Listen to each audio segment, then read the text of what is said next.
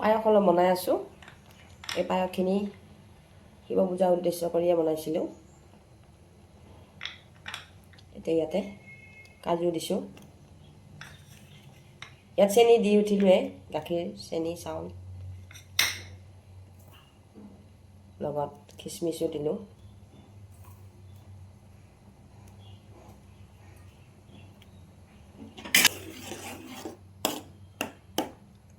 ইলাচি অলপ থেতেলিয়াই দিছোঁ।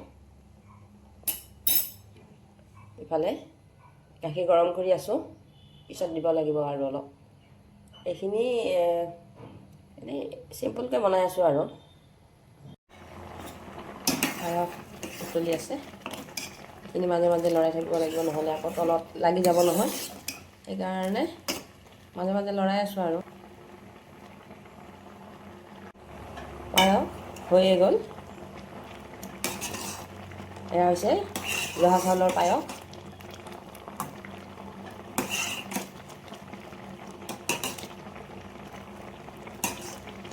পায়স হৈ গৈছে। এতিয়া মই এইখিনি নমাই লওঁ। মোৰ পায়সকণ ৰেডি হৈ গ'ল। এতিয়া এইখিনি মই শৰাই আগবঢ়াই দিছোঁ, তাতে দি থৈ আহোঁ। আপোনালোকে পূজা নিশ্চয় কৰিলে চাগে, ময়ো কৰিছোঁ আৰু।